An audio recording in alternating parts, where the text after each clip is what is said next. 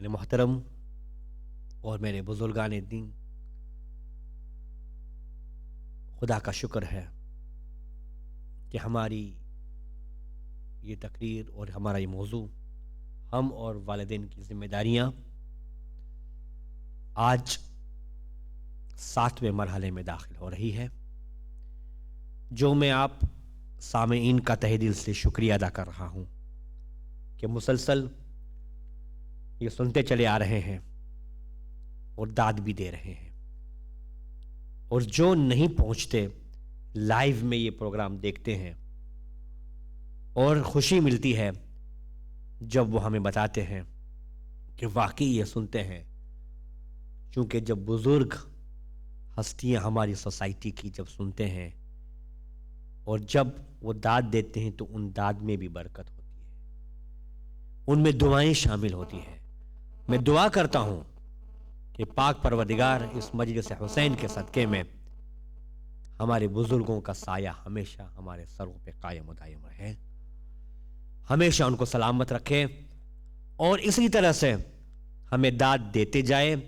اور میں ان نوجوانوں کا بھی شکریہ ادا کرتا ہوں، بالخصوص جو یہاں پہ تشریف فرما ہے۔ واقعی اگر آپ لوگ توجہ سے یہ آپ کا سننا،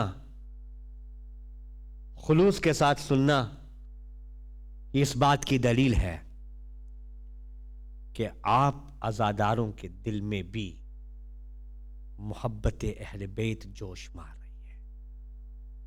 مولا آپ کو بھی سلامت رکھے، اور خدا آپ تمام عزاداروں کو کوئی غم نہ دے سوائے غم مظلوم کربلا۔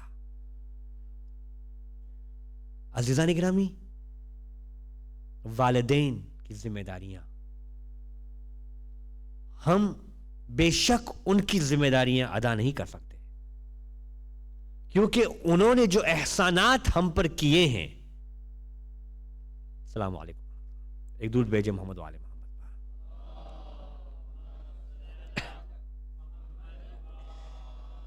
انہوں نے جو ہم پر احسانات کیے ہیں، ہم ان احسانات کو گن نہیں سکتے۔ عزیزان گرامی و برادران ایمانی، سوچنے کا مقام ہے۔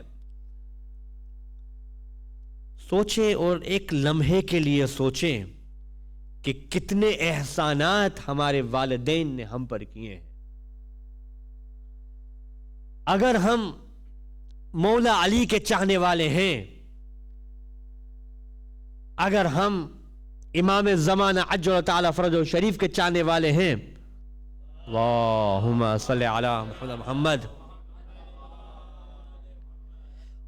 سوچیں، اور اگر ہم ان کے چاہنے والے ہیں، اور اگر ہم ہر ان کی باتوں پہ عمل کرتے ہیں، ان کی خوشی میں شامل ہوتے ہیں، ان کے غم میں شامل ہوتے ہیں، لیکن اگر میں اپنوں کی بات کر رہا ہوں، لیکن ہمارے بچے، ہم خود اپنے والدین کے احسانات کو فراموش کر رہے ہیں، یہ سوال میں ہم اپنے آپ سے پوچھیں، کیا امام ہم سے راضی ہوں گے؟ کیونکہ خود قرآن میں خدا کہہ رہا ہے، یہ حکم ہے کہ اللہ کی اطاعت کرو۔ وَقَضَىٰ رَبُّكَ أَلَّا تَعْبُدُوا إِلَّا إِيَّاهُ وَبِالْوَالِدَيْنِ إِحْسَانًا۔ یہاں پہ توحید کا ذکر ہے، اور توحید کے ذکر کے فوراً بعد اللہ نے والدین کے بارے میں بتایا ہے، ان پر احسان کیا جائے۔ ہمارے لیے اہل بیت علیہ السلام ایک رول ماڈل ہیں۔ وہ کس طرح سے اپنے والدین کا احترام کرتے تھے، وہ کس طرح سے اپنے والدین کا احسان جو ہے ادا کرتے تھے، کس طرح سے وہ اپنے والدین کی اطاعت کرتے تھے۔ اللہ اکبر، کیا ہم بھی اسی طرح سے احسان ادا کر سکتے ہیں؟ سوچیں، اور کیا ان کی طرف سے ریکمنڈیشن ہے، کیا ان کی طرف سے ہمارے لیے ہے؟ آپ خود دیکھیں دی رائٹس آف پیرنٹس، رسالت الحقوق کے اندر امام سجاد نے کس طرح سے خوبصورت انداز میں، جو میں آپ کے سامنے بڑی ڈیٹیل کے ساتھ اس پوائنٹس کو میں نے آپ کے سامنے ڈسکس کر لیا ہے۔ سوچیں، ایک لمحے کے لیے سوچیں، والدین، ان کی ناراضگی کتنا بڑا عذاب ہمارے لیے کھڑا کر سکتی ہے۔ خود آپ طاہر خراسانی کا واقعہ آپ کے سامنے مشہور و معروف واقعہ ہے کتنی دفعہ اس منبر سے یہ واقعے کا ذکر کیا گیا ہے. میں ڈیٹیل میں جاتا نہیں ہوں بالکل، لیکن صرف ایک نتیجہ، طاہر خراسانی جیسا اتنا عابد و زاہد انسان، آج ان کو بھی جب ان کی روح کہاں ہونی چاہیے تھی؟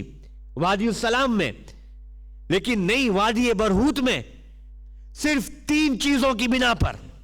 اس میں سے ایک والدین کے ساتھ کورسپونڈنگ نہ کرنے کی وجہ سے. اللہ اکبر. آج کس طرح سے شدت ترین سے جو ہے ان کو عذاب کا سامنا کرنا پڑا. دوسرا کہ ایک متقی عالم کو انسلٹ کرنے کی بنا پہ. اور تیسرا امانت جہاں پہ پہنچانی چاہیے تھی وہاں پہ ادا نہ کیا. اللہ اکبر. عزیزان گرامی، یہ ایک ایسا موضوع ہے کہ جو اس کے اوپر ڈیٹیل کی بات کر رہا ہوں، اس میں ضرورت ہے، لیکن میرا موضوع بالکل یہ نہیں ہے. لیکن میرا موضوع ہے احترام والدین. ہمارے اوپر ہماری کیا ذمہ داریاں ہیں، سوچیں اور فکر کریں. سرور کائنات محمد مصطفیٰ صلی اللہ علیہ وآلہ وسلم کے زمانے میں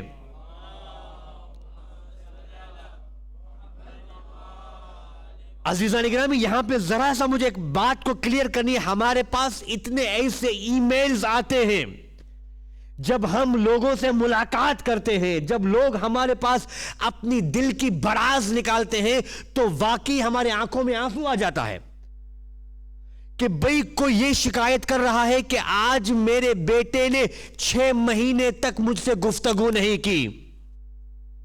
کبھی کبھی یہ بات ہم تک پہنچتی ہے کہ ارے میرے بیٹے کے گھر میں اس کے گھر پہ اولاد آئی، مجھے ہاسپٹل میں جانے کی بھی اجازت نہیں تھی.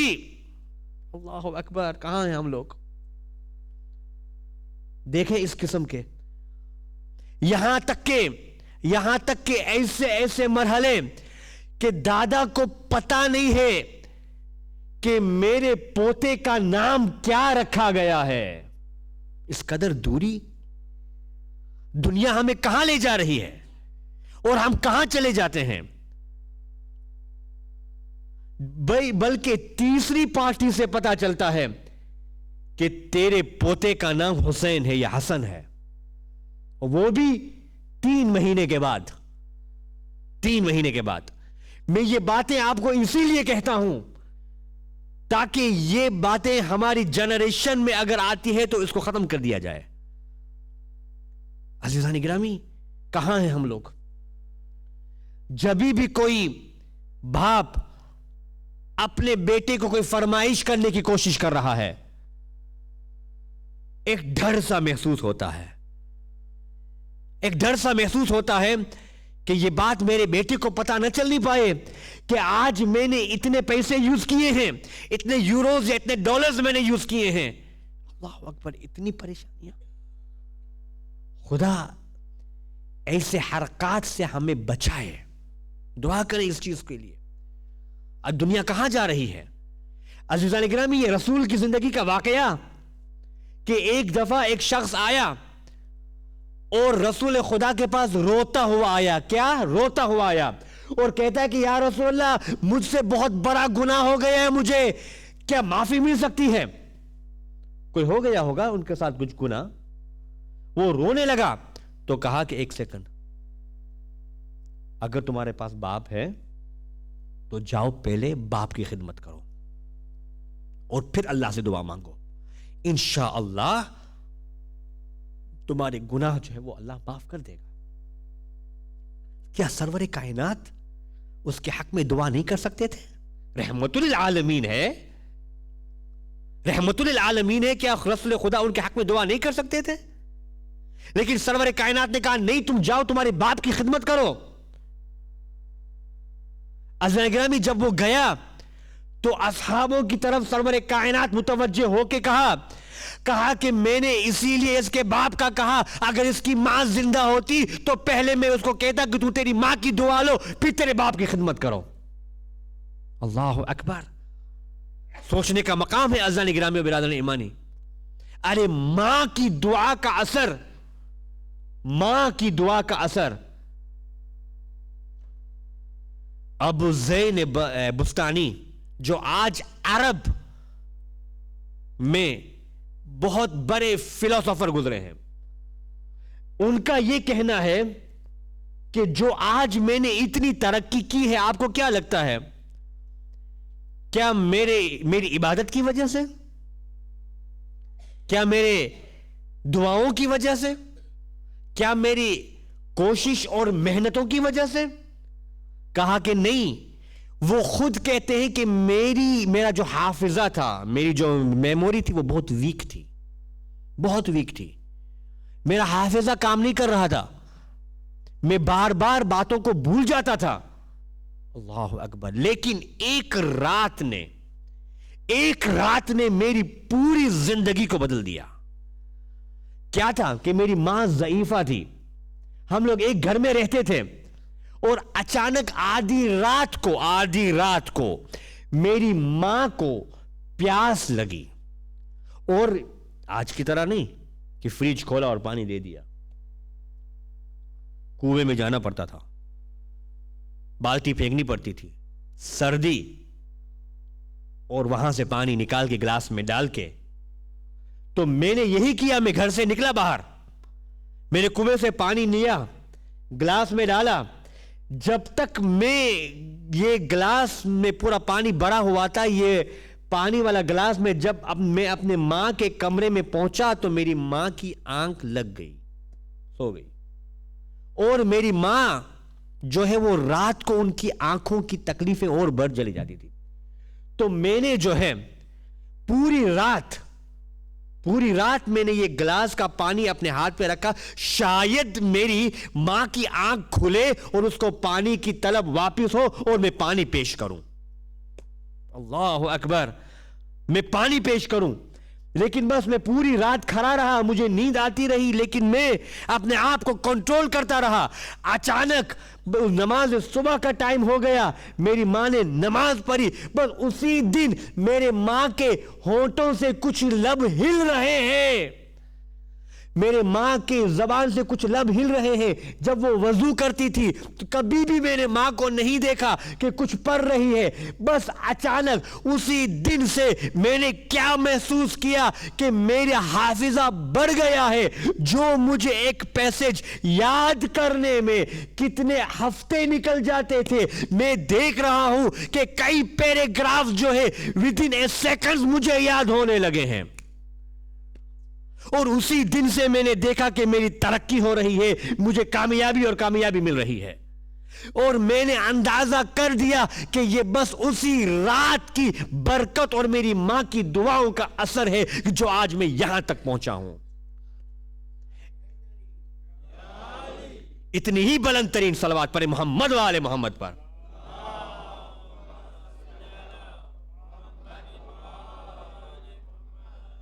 عزیزان گرامی دیکھیں، اسی طرح سے ایک واقعہ ملتا ہے کہ جناب موسیٰ نے اللہ سے مناجات کی کہ پروردگار، جنت میں میرا کمپینین، میرا ساتھی بنے گا کون؟ ہم چاہتے ہیں نا کہ ہم امام زمانہ کے ساتھی بنے، یہی واقعہ ہم امام زمانہ کے سے ہم ریلیٹڈ کریں۔ یہ موسیٰ کلیم کر رہے ہیں کہ پاک پروردگار، جنت میں میرا ساتھی بنے گا کون؟ تو آواز رب جلیل آئی کہ اے موسیٰ، جاؤ فلاں شہر کے اندر، فلاں بستی ہے، وہاں پہ ایک بچر رہ رہا ہے۔ اللہ اکبر، کہا عجیب، ایک بچر، ایک گوشت بیچنے والا۔ کہا کہ پروردگار یہ، اچھا جناب موسیٰ کی عادت تھی کویسچن پوچھنا، آپ کو تو پتا ہے کہ سارا جو راستے میں جناب خضر کے ساتھ جھگڑا ہوا تھا اسی بنا پر، کیونکہ حضرت موسیٰ سوال کرتے تھے، سوال کرنا اچھی بات ہے، صلوات پڑھیں نا محمد والے محمد پر۔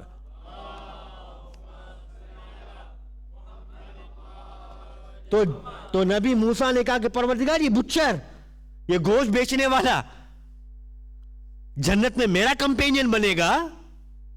تو کہا تم جاؤ دیکھو تو صحیح۔ گئے موسیٰ، اس کو بٹھایا، اس کو بس سے ملاقات کی، وہ گوشت بیچ رہا تھا، بس جیسے ہی دکان کا بند ہوا تھوڑا اپنا گوشت لیا، اس کی حالت بہت خراب تھی، وہ اچانک بس گھر پہ گیا اور جناب موسیٰ نے as a traveller, as a مسافر اس کو ریکویسٹ کیا کہ کیا میں تیرا آج مہمان بن سکتا ہوں؟ اس نے کہا کوئی بات نہیں، آؤ بسم اللہ۔ اس کا اخلاق دیکھیں آپ عزیزان گرامی، اسی سے تو پتہ چلتا ہے کہ انسان کتنے پانی میں ہے، اس کا اخلاق کتنا اچھا ہے، وہ کیسے لوگوں سے باتیں کرتا ہے۔ اللہ اکبر! یہ شیعیان حیدر کرار کی خاص و خاص صفت ہوتی ہے۔ صلوات پڑھیں محمد و آل محمد پر۔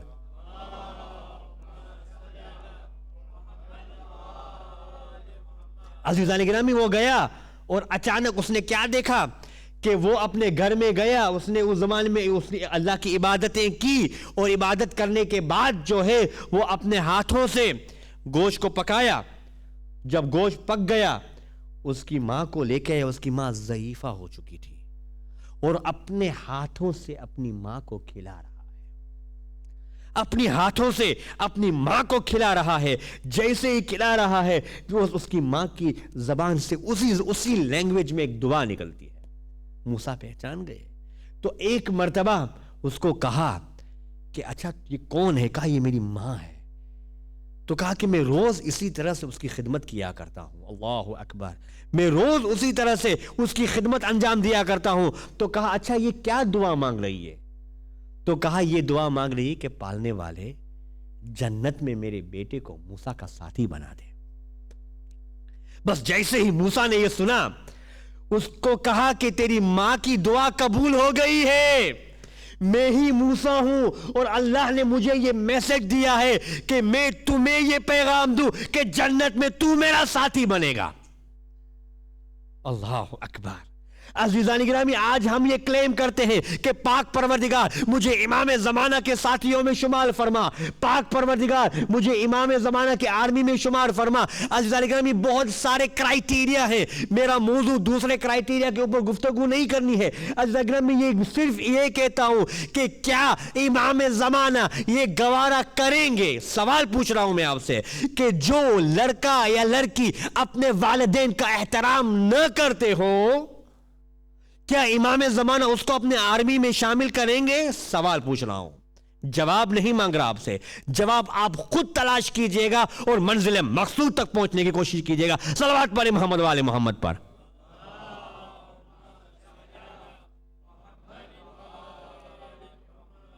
عزیزان گرامی، ہم روزانہ بلاتے ہیں ہم اپنے امام زمانہ کو، اور یہ زمانہ اور یہ آج کا دن ہم امام زمانہ کے توسط سے دعائیں مانگتے ہیں کہ پاک پروردگار امام زمانہ کے توسط سے مجھے یہ چیزیں عطا کر، پروردگار مجھے، اور مانگنا چاہیے، امام سے توسل کرنا چاہیے، امام کے ساتھ رشتہ اسٹرونگ ہونا چاہیے۔ کیوں نہ ہونے چاہیے؟ کیونکہ وَنُرِيدُ أَن نَّمُنَّ عَلَى الَّذِينَ اسْتُضْعِفُوا فِي الْأَرْضِ وَنَجْعَلَ لَهُمْ أَئِمَّةً وَنَجْعَلَ لَهُمْ وَارِثِينَ۔ ہم نے ارادہ کیا ہے، اللہ اکبر، ہم نے ارادہ کیا ہے جنہیں تم لوگ کمزور بناتے ہو، جنہیں تم لوگ کمزور سمجھتے ہو، ہم انہی سے وارث دین بنانے ہوں گے۔ یہ ارادہ کس کا ہے؟ یہ اسی کا ارادہ ہے جو انما یرید اللہ لیذھبا۔ صلوات پڑھیں محمد و آل محمد پر۔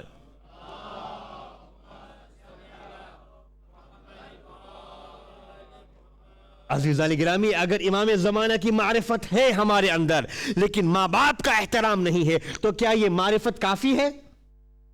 سوال اپنے آپ سے پوچھیں۔ بے شک یہ جو دور گزر رہا ہے معرفت امام زمانہ کا دور ہے، سوچنا ہے ہمیں کہ ہم ہمارا رشتہ امام زمانہ کے ساتھ کیسے اسٹرونگ کریں، ہم ہمارا رشتہ امام زمانہ کے ساتھ کیسے بنائیں۔ وَنُرِيدُ أَن نَّمُنَّ عَلَى الَّذِينَ اسْتُضْعِفُوا فِي الْأَرْضِ، جنہیں تم لوگ کمزور بناتے ہو، حالانکہ وہ کمزور نہیں ہیں۔ اللہ اکبر! مجھے ایک نتیجے پہ پہنچنا ہے عزیزان گرامی۔ سوال، تو اگر یہ اتنے ویک ہیں تو ان کو اسلام کے وارثدار بنانے کی کیا ضرورت؟ سوال پیدا ہوتا ہے نا۔ ذرا ابھی اپنی منزل کو میں ذرا سا آگے بڑھانے کی میں کوشش کر رہا ہوں۔ آج یوم الجمعہ بھی ہے اور ذکر امام زمانہ میں ہر جہاں پہ بھی میں مجلس پڑھتا ہوں، جب جمعے کا دن آتا ہے میں خاص مخصوص یہ دن امام زمانہ کو ڈیڈیکیٹ کرنے کی کوشش کرتا ہوں۔ تاکہ یہ چیزیں ہمارے اندر یاد جو ہے وہ تازہ رہے. عزیزان گرامی، دنیا انہیں کمزور سمجھتی، حالانکہ وہ کمزور نہیں ہے. ارے یہ تو ایسے ہیں کہ اگر دیوار کی طرف اشارہ کرے تو دیوار سونے کی بن جائے، دیوار سونے کی بن جائے. عزیزان گرامی، یہ اتنے سمپل نہیں ہے، لیکن وہ سمپل اسلام، وہ سمپلسٹی ہمیں پیش کرنے کی کوشش کر رہے ہیں. وہ اسلام کا قانون بنا رہے، ہمیں بتانے کی کوشش کر رہے ہیں. لیکن کیوں؟ اب اگزامپل، آج جو گرمی سعودی میں ہے، آج جو یہاں پہ تو خیر ٹھنڈی ہے، جب یہاں پہ گرمی کا موسم ہوتا ہے تو آپ دیکھیں کہ کس قدر گرمی ہوتی ہے. افریقہ پہ آپ چلے جائیں، کس قدر گرمی ہے، اس سے زیادہ آپ کو وہاں پہ ملے گی گرمی، ہے کہ نہیں ہے؟ اب یہ خانہ کعبہ کیوں ایسی جگہ میں ہے، کیوں سوئٹزرلینڈ میں نہیں ہے؟ سوال پیدا ہوتا ہے کیوں نہیں ہے کہ جہاں پہ برف باری ہوتی ہے. جواب صرف یہی ہے کہ حاجیوں کا پتہ نہ چلتا کہ وہ حج کرنے آئے ہیں یا پکنک منانے آئے ہیں. توجہ ہے نا عزیزان گرامی؟ حاجیوں کا پتہ نہ چلتا کہ وہ حج کرنے آئے ہیں یا پکنک منانے آئے ہیں. تو اسی طرح سے آل محمد کو ہم لوگ دنیا بے شک کمزور سمجھتی ہے، بے شک سمپل سمجھتی ہے، صرف اسی لیے تاکہ دین کی طرف آنے والے کا پتہ نہ چلتا کہ وہ دولت لینے آئے ہیں یا دین لینے آئے ہیں. سوچنے کا مقام ہے بھائی. اسی طرح سے تم بے شک جنہیں کمزور بناتے جاؤ، تم سمجھتے جاؤ، ارے تم دین کو توڑتے جاؤ گے، ہم بناتے جائیں گے. جب توڑتے بناتے جب تھک جاؤ گے تو میں پردے غیب سے مہدی کو بھیج دوں گا. اسی لیے تو پیام اعظمی نے کیا خوب کہا ہے کہ زہرا کا نور عین زندہ ہے، جام بدر و حنین زندہ ہے. کہہ دو اس دور کے یزیدیوں سے کہ آج بھی ایک حسین زندہ ہے. صلوات پڑھیں محمد و آل محمد پر.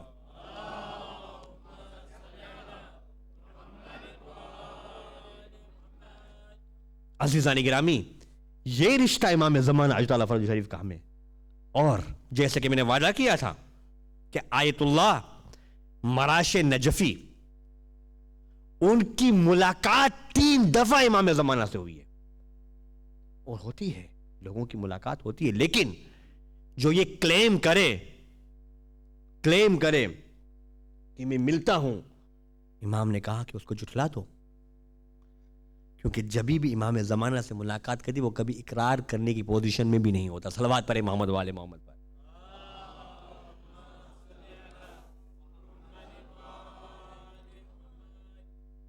سامرا میں اب جب سامنے میں جب جائیں گے زیارت کے لیے تو راستے میں جو ہے ایک امام زالے کی قبر آتی ہے، جو آج کل بہت پابندی کی گئی ہے، مشکل ہے جانے کے لیے، لیکن وہاں پہ دعائیں بہت قبول ہوتی ہے، دعائیں بہت قبول ہوتی ہے. تو بس امام جو آیت اللہ مراش نجفی بھی وہیں سے گزرے ہو، لیکن اس زمانے میں گرمی شدت کی تھی. اچانک وہ کسی قافلے میں تھے، لیکن وہ قافلے سے بچھڑ گئے. قافلے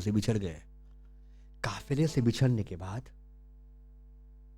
فیلنگ ہو رہی تھی ان کو، اور ان کو چکر آنے لگے اور وہ زمین پہ گر پڑے.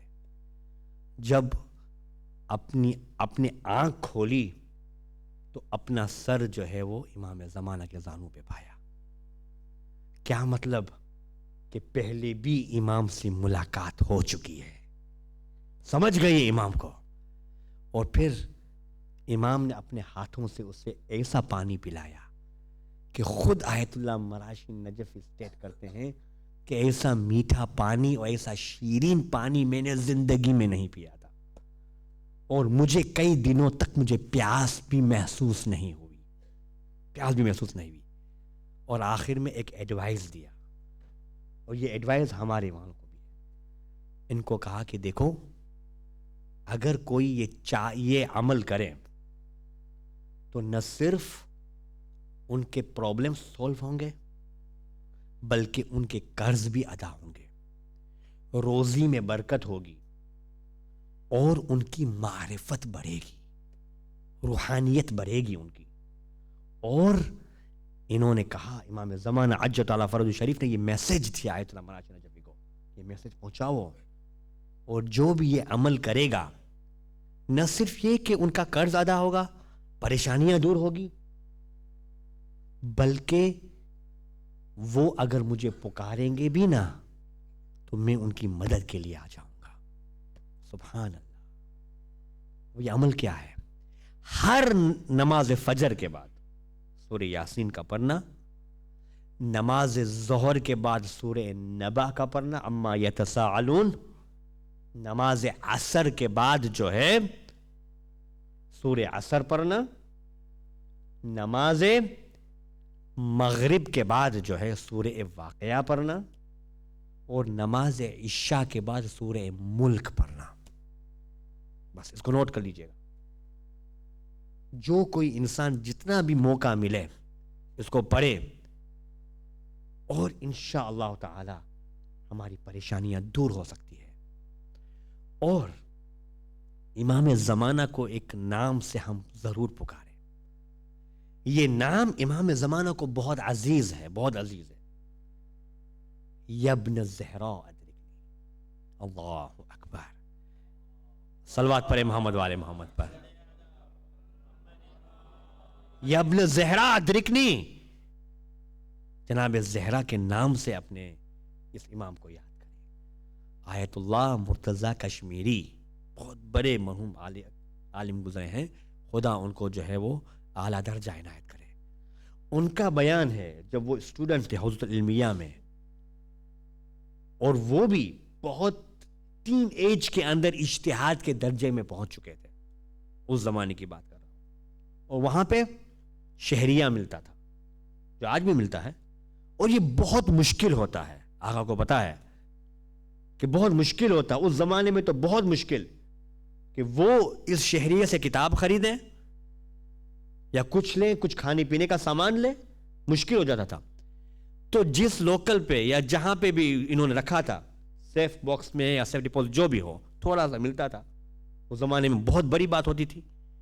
وہ تالا جو ہے بند ہو گیا، لیکن کھلتا نہیں، تو وہ چابی کھو گئی کہیں پہ، پریشان تھے، انہیں کو یہی ملتا تھا، اب میں جا کے اس کو استعمال کروں، اپنے والدین کو بھیجوں۔ بس اچانک جو ہے ایسا محسوس کیا کہ ہاتھ کو تالے پہ رکھا اور کچھ پڑھنا شروع کیا، بس دیکھتے ہی دیکھتے یہ تالا اللہ اکبر کھلتا ہے۔ ان کے دوستوں نے پوچھا کہ آپ کون سی دعا پڑھ رہے تھے، کیا کر رہے تھے؟ تو 1 ہفتے 3 ہفتے کے بعد انہوں نے کہا کہ میں امام زمانہ کو پکار رہا تھا جناب فاطمہ الزہرا کے وسیلے سے، ان کے نام سے میں امام کو پکار رہا تھا۔ اللہ اکبر۔ بس صرف ایک عقیدہ ہونا چاہیے، ایک کنیکشن ہونا چاہیے۔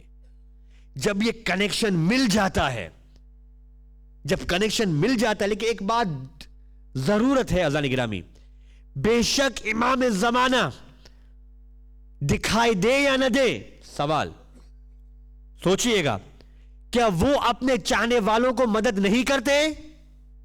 بے شک کرتے ہیں، اور جنہوں نے ان کی شفاعت کیے ہیں وہ خود اپنے انہوں نے آنکھوں سے دیکھا ہے یہ منظر۔ 2 مقامات پہ امام زمانہ تشریف لاتے ہیں، اور یہ وہ ہستیاں تھی، یہ وہ پرسنالٹی تھی جو ان 2 دعاؤں کا انکار کرتے تھے، اور خود انہوں نے ان دعاؤں کے درمیان امام زمانہ کی موجودگی کو پایا ہے۔ ایک دعائے توسل اور دوسری حدیث قصہ، دعا کی شکل میں پڑھنا۔ صلوات پر محمد والے محمد پر۔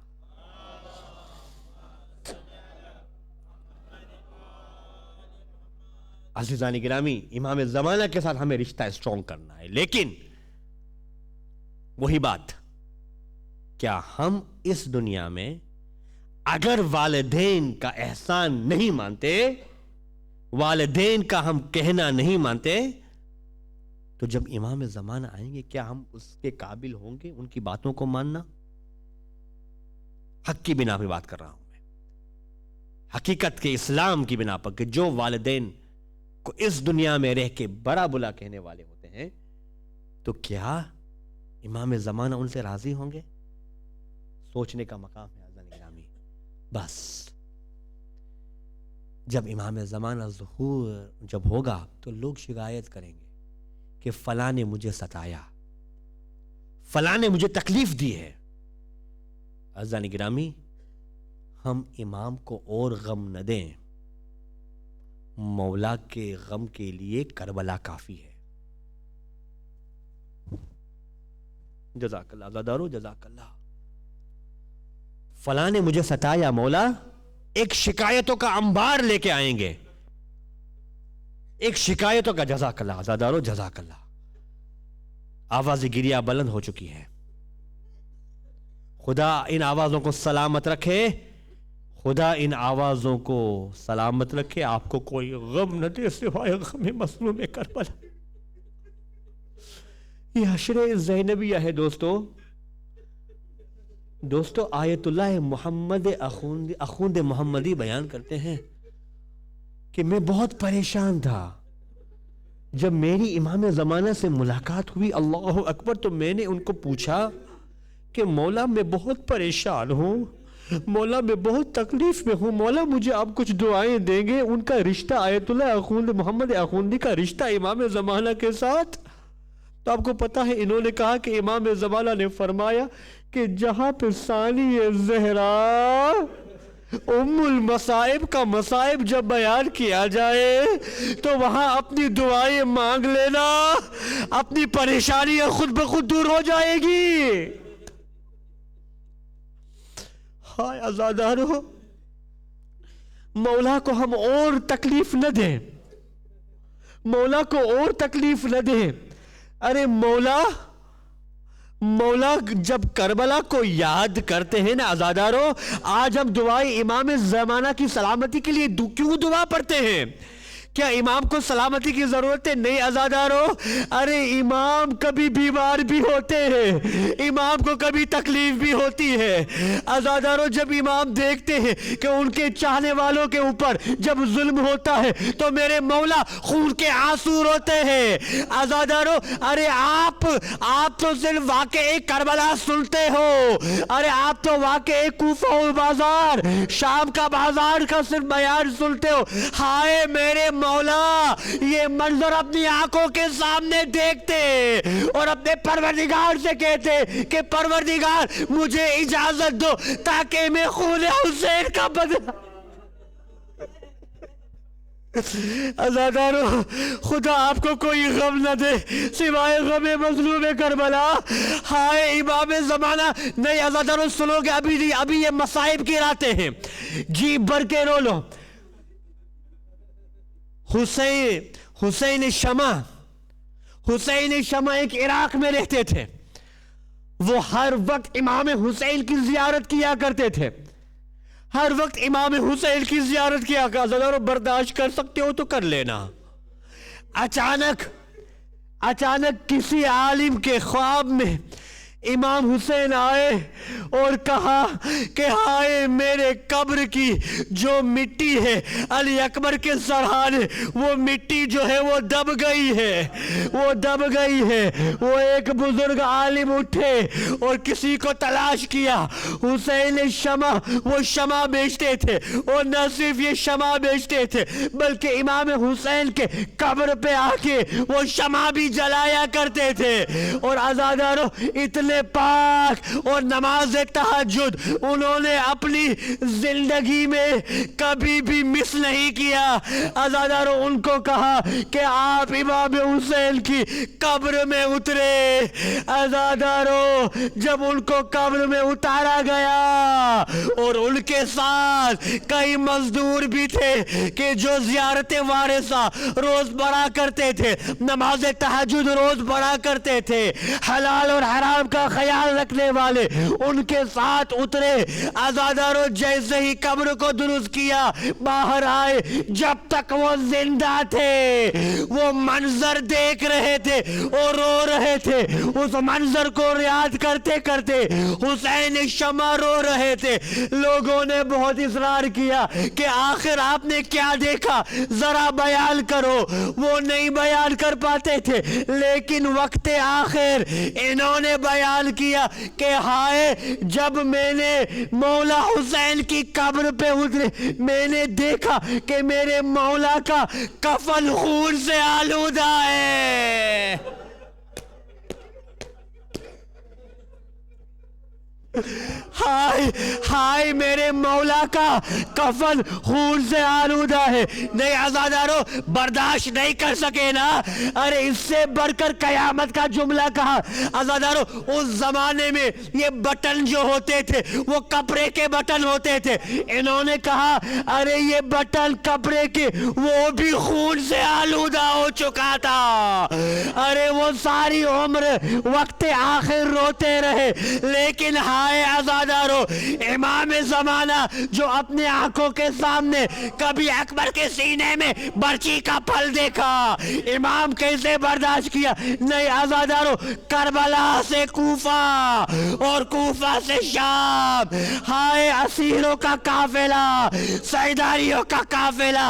امام زمانہ فرماتے سلام ہو ان ظلم بچیوں پر کہ جن کے رخساروں کی رنگت کربلا سے شام تک تبدیل ہوتی گئی. سلام ہو ان بیویوں پر کہ جس کے ہاتھ پسے پشت بندھے تھے. ہائے عزادارو جب یہ لٹا ہوا قافلہ جب نہ شام کے دربار میں داخل ہوا, عزادارو آخری جملے ایک کونے پہ ان لٹے ہوئے قافلے کو روکا گیا. عزادارو یہ شیخ یزید جو تھا وہ متوجہ نہیں ہو رہا تھا. بی بی آتی کیوں عزادارو؟ کیونکہ وہ شراب میں مست تھا اور جوا کھیل رہا تھا. آل نبی کی بیٹیاں بازاروں میں آئی ہے, درباروں میں آئی ہے, لیکن اس ظالم کی توجہ نہیں ہوئی. لیکن اچانک اس ظالم کی نظر حسین کی 4 سالہ بچی سکینہ پر پڑی. کبھی وہ اپنا ایک ہاتھ گردن پہ رکھتی ہے, کبھی ایک اپنا ہاتھ چہرے پہ رکھتی ہے. ظالم کی متوجہ ہوئی, ظالم کی نظر پڑی. کہا بے تمہارا کیا نام ہے؟ کہا میرا نام فاطمہ ہے, لیکن میرا بابا مجھے پیار سے سکینہ بلاتا ہے. کہا اچھا تم وہی سکینہ ہو نا, تم وہی سکینہ ہو کہ جو تیرا بابا تجھے سینے سے سلایا کرتا تھا. عزادارو آخری جملے برداشت کر سکتے ہو تو کر لینا, اولاد والوں کا مجمع ہے. میری ماں بہنیں مجھے معاف کیجئے گا. اچانک ظالم نے کہا سکینہ تیرا ایک ہاتھ چہرے پہ کیوں, ایک ہاتھ گردن پہ کیوں؟ کہا سنو ظالم, ایک ہی رسی میں ہم سب کو باندھا گیا. ارے کبھی میں دیکھتی ہوں کہ میرا بھائی سجاد ان کو تکلیف ہوتی ہے تو میں بیٹھ جاتی ہوں, کبھی میں دیکھتی ہوں میری پھوپھی اماں کو تکلیف ہوتی ہے تو میں اٹھ جاتی ہوں, اور ہاتھ میں نے چہرے پہ اسی لیے رکھا. میرے ماں بہنوں میرے پھوپھی کے بعد لمبے وہ اپنے چہرے کو چھپا سکتے ہیں, میری چادر چھن گئی ہے.